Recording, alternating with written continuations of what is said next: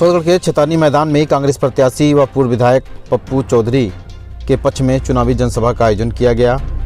कार्यक्रम में बतौर मुख्य अतिथि प्रियंका गांधी का फूल मालाओं से स्वागत के साथ उन्हें बुके व स्मृति चिन्ह देकर उन्हें सम्मानित किया गया।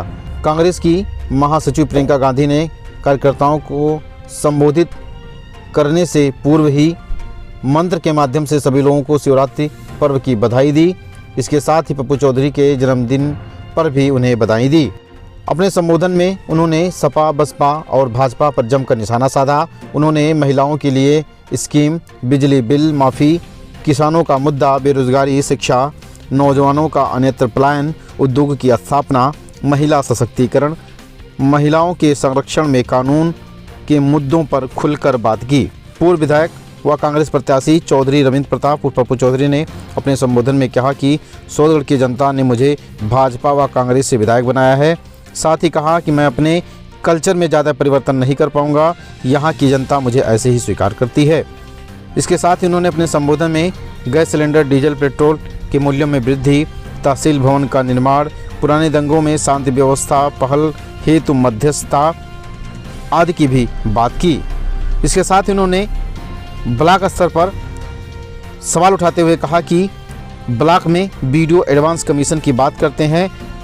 मैंने कभी हिंदू मुसलमान की राजनीति नहीं की, मैंने केवल सम्मान व आत्मसम्मान की रक्षा के लिए राजनीति की है।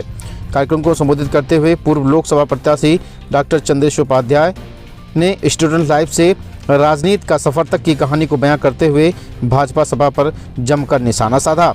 अपने संबोधन में सोनभद्र, लखीमपुर खीरी, बुलंदशहर, हाथरस आदि घटनाओं का जिक्र करते हुए कहा कि इन सब की घटनाएं सवाल उठाती हैं। इसके साथ ही उन्होंने बेरोजगारी व महंगाई का भी सवाल उठाया। इसके साथ ही कार्यक्रम को डॉक्टर अरविंद शुक्ला, पूर्व जिला पंचायत सदस्य अतहर हलीम, कांग्रेस जिला महासचिव सादिब, पूर्व नगर पंचायत अध्यक्ष सौदगढ़ शिव प्रसाद वर्मा, कांग्रेस नेता राजेश तिवारी ने भी कार्यक्रम को संबोधित किया। कार्यक्रम का संचालन दीपक यदुवंशी ने किया। आइए सुनते हैं चुनावी जनसभा में राष्ट्रीय महासचिव प्रियंका गांधी ने क्या कहा। भारतीय जनता पार्टी और समाजवादी पार्टी आपके वोट धर्म और जाति के आधार पर मांगते हैं, ये आप अच्छी तरह से जानते हैं। जब आपके सामने आते हैं, कोई धर्म की बात करता है, कोई जाति की बात करता है, कोई दोनों की बात करके आपसे वोट लेकर आपसे सत्ता चाहता है। और चौथी पार्टी कांग्रेस पार्टी जो ना आपका धर्म पूछ रही है, ना आपकी जाति पूछ रही है, सिर्फ ये कह रही है कि हम आपको विकसित बनाना चाहते हैं। हम चाहते हैं कि आप आत्मनिर्भर बने। हम चाहते हैं कि ये नौजवान जो यहाँ पे खड़े हुए हैं बेरोजगार ना हो, इन्हें रोजगार मिले। हम नहीं चाहते कि यहाँ से पलायन हो। हम नहीं चाहते कि यहाँ से जाकर कहीं और किसी बड़े उद्योग में, किसी दूसरे जिले प्रदेश में आपको नौकरी ढूंढनी पड़े। हम चाहते हैं कि यहाँ की उद्योग बने, यहाँ पे आपको नौकरी मिले, यहाँ पे आपको रोजगार मिले।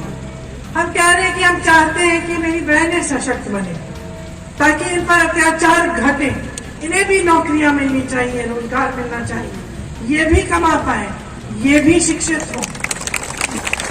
किसानों के लिए भी हम कह रहे हैं, हम चाहते हैं कि आप आगे बढ़ें, आपको सारी सुविधाएं मिले। ऐसे कानून न आए इस देश में जिससे मेहनत आप करें और फायदा कोई बड़ा बड़ा उद्योगपति करे। तो मुख्य तौर पर हमारी पार्टी और दूसरी जो तीनों पार्टियां आपके सामने, उसमें सबसे बड़ा फर्क ये है कि हम आपके धर्म के आधार पर, आपकी जाति के आधार पर वोट नहीं मांग रहे हैं।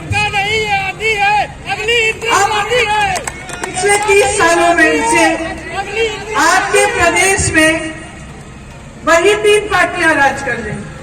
पहले बसपा ने सरकार बनाई, फिर सपा ने बनाई, फिर भाजपा ने बनाई। साल बीत गए, दशक बीत गए और एक आदत सी बन गई इनके नेताओं की कि उनको मालूम था कि 5 साल बाद आएंगे, धर्म को छेड़ेंगे, जाति की बातों को छेड़ेंगे, आपके जज्बातों को उभारेंगे और फिर से आप उनको वोट दे देंगे। तो आदत बन गई कि भाई 5 साल बाद हमें तो वोट मिलना ही है, हमें जाति के आधार पर, धर्म के आधार पर वोट तो मिलना ही है। तो जब वोट मिल ही रहा है तो काम क्यों करें? काम करने की जरूरत नहीं है। आजकल तो पब्लिक पूछती ही नहीं है, हम धर्म की बात करे लेते हैं। आपसे बड़ी शिकायत है मेरी, एक समय था जब नेता समझता था काम करे नहीं तो रास्ता नापे। नेता समझता था कि जिम्मेदारी क्या है। पीड़ा होती थी, बहनों पे अत्याचार होता था, आ जाता था हाथ पकड़ने, पूछने कि कोई समस्या है, मैं कैसे सुलझाऊं। सड़क में गड्ढे थे तो मुंह दिखाने से डरता था कि मैं चले जाऊंगा, जनता मुझे खदेड़ देगी। बाढ़ आती थी, अगर वो मदद नहीं करता था तो डरता था कि अगली बार नहीं जा पाऊंगा।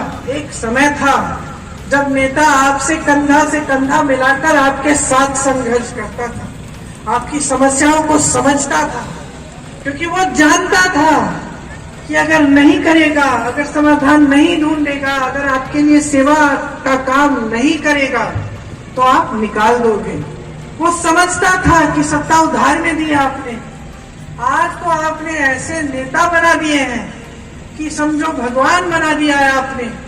कुछ भी कह ले, मुंह से कुछ भी निकल जाए, कोई कुछ पूछने वाला नहीं है, कोई मना करने वाला नहीं है, कोई खड़ा होने वाला नहीं है। और ये समाजवादी दल और बहुजन समाज पार्टी के नेता जो घर पे पूरे समय आराम करते हैं, विपक्ष के नेता हैं, अरे सरकार वाले नहीं आए, उन्होंने समस्या खड़ी कर दी तो कम से कम आप तो निकल जाओ, आप तो लड़ो, आप तो आवाज उठाओ जनता की।